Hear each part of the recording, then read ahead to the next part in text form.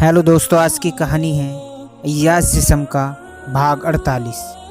एक हफ्ते बाद लोखंडे एंटरप्राइजेस का ऑफिस। रंजीत का बंदा कुंदन लोखंडे एंटरप्राइजेस के ऑफिस में संध्या से अपॉइंटमेंट लेकर रंजीत के पिता से मिलता है। परिचय बताता है, सर मैं कुंदन रंजीत के लिए काम करता हूँ। रंजीत के पिता, हाँ मुझे मालूम है। रंजीत के सारे उल्टे सीधे काम तुम और रियाज मिलकर करते हो। कुंदन सुनकर झेप जाता है और कहता है, हाँ सर, रंजीत की जो भी समस्या होती है उसे हम दोनों ही सुलझाते हैं। अभी रंजीत सर को अहमदाबाद गए 1 हफ्ता होने को है।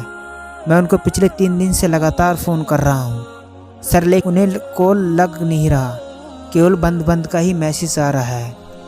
मैं सोचा आपके पास शायद कोई दूसरा नंबर होगा, इसलिए आपसे मांगने आ गया। मुझे कुछ ज़रूरी बातें करनी थी। ये सुनते रंजीत के पिता अपने मोबाइल से रंजीत को कॉल लगाते हैं।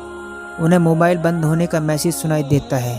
वो कुंदन से पूछते हैं, तुम्हारे पास कौन सा नंबर है? कुंदन मोबाइल देखकर बताता है, लास्ट नंबर 999 है। रंजीत के पिता कहते हैं, रंजीत के पास और मेरे पास जितने भी नंबर हैं जियो के हैं और सभी के लास्ट 3 डिजिट 999 है। पूरा नंबर बताओ। कुंदन पूरा नंबर बताता है।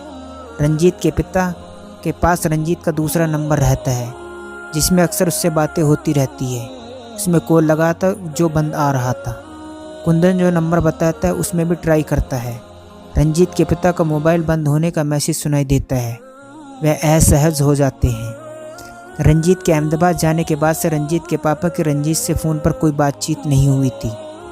रंजीत के पापा और रंजीत के बीच सिर्फ काम करने पर ही एक दूसरे से फ़ोन पर बातें होती हैं, वरना दोनों एक दूसरे को हाय हेलो के लिए मैं फ़ोन नहीं करते थे। रंजीत के पापा फिर कॉल लगाते हैं और इस बार भी वही बंद है का मैसेज सुनाई देता है। रंजीत के पापा संध्या, यामिनी और आलोक को कॉल करके चैम्बर में बुलाते हैं। कुंदन चुपचाप बैठे हुए रंजीत के पापा का चेहरा देखता रहता है। उनके माथे पर चिंता की लकीरें साफ दिखाई दे रही थी। चिंता होना स्वाभाविक भी था। कुछ देर में तीनों चैम्बर में आ जाते हैं। रंजीत के पापा पहले संध्या से पूछते हैं, फिर आलोक से और अंत में यामिनी से पूछते हैं, किसी 1 हफ्ते में अपने रंजीत को कॉल लगाया था या फिर रंजीत ने तुम्हें फ़ोन किया था? तीनों का जवाब नकारात्मक ही होता है। इस 1 हफ्ते में आलोक, संध्या और यामिनी ने न रंजीत को कॉल लगाया था और न ही रंजीत ने उन्हें कॉल किया था।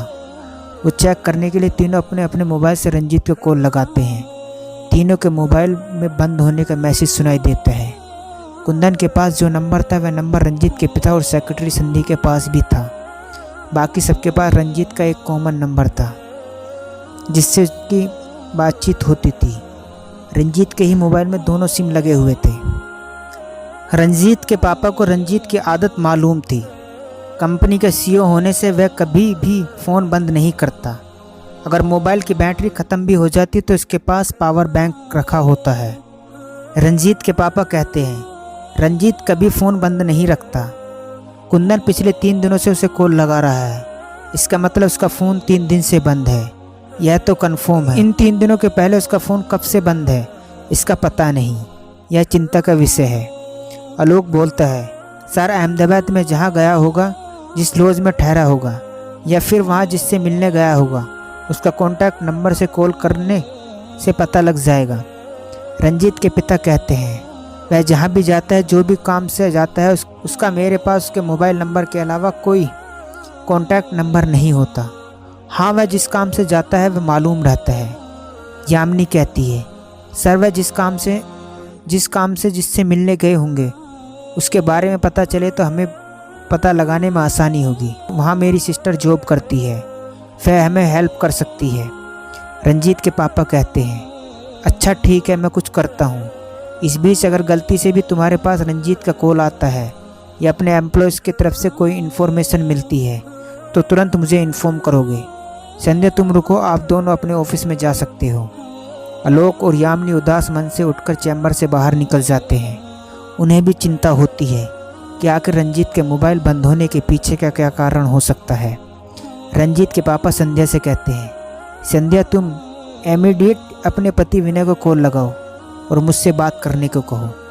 संध्या वहाँ बैठे बैठे विनय को कॉल लगाती है और रंजीत के पापा को मोबाइल दे देती है। तो रंजीत के पापा मोबाइल लेकर कहते हैं, विनय, रंजीत 1 हफ्ते पहले अहमदाबाद के लिए निकला था उसका मोबाइल स्विच ऑफ बता रहा है। पिछले 3 दिनों से मुझे किसी अनहोनी की जाने की शंका नहीं है। शायद रंजीत का मोबाइल चोरी हो गया हो या फिर कोई परेशानी में पड़ गया हो। तुम इमीडिएट आज ही फ्लाइट से अहमदाबाद निकल जाओ। संध्या टिकट करवा देगी और पैसे भी एडवांस दिलवा देगी। आज निकलने में कोई परेशानी तो नहीं है। विनय कहते हैं, सर मैं अभी ऑफिस में ही आज का न्यूज़ ड्रॉप कर रहा था। 1 घंटे बाद मैं फ्री हो जाऊंगा और उसके पास जाऊंगा। अगर मुझे रंजीत के अहमदाबाद जाने का पर्पस और कहाँ जा सकता है उसका डिटेल दे दीजिए। बाकी वहाँ जाकर उसका कॉल डिटेल्स निकलवा कर उसका लोकेशन, उसका मूवमेंट को ट्रेस करवा लूँगा। आप चिंता मत कीजिए। मैं ज़्यादा से ज़्यादा कल दोपहर या शाम तक रंजीत का डिटेल दे दूँगा। संडे को आज शाम या रात का टिकट करवा देने के लिए बोलिए। मैं 1 घंटे बाद आपके पास पहुँच रहा हूँ। क्या होगा आगे जानने के लिए कहानी का अगला भाग ज़रूर देखें। दोस्तों, ये था अय्याज जिस्म का भाग 48। दोस्तों, कहानी अच्छी लगी हो तो चैनल को सब्सक्राइब करना न भूलें।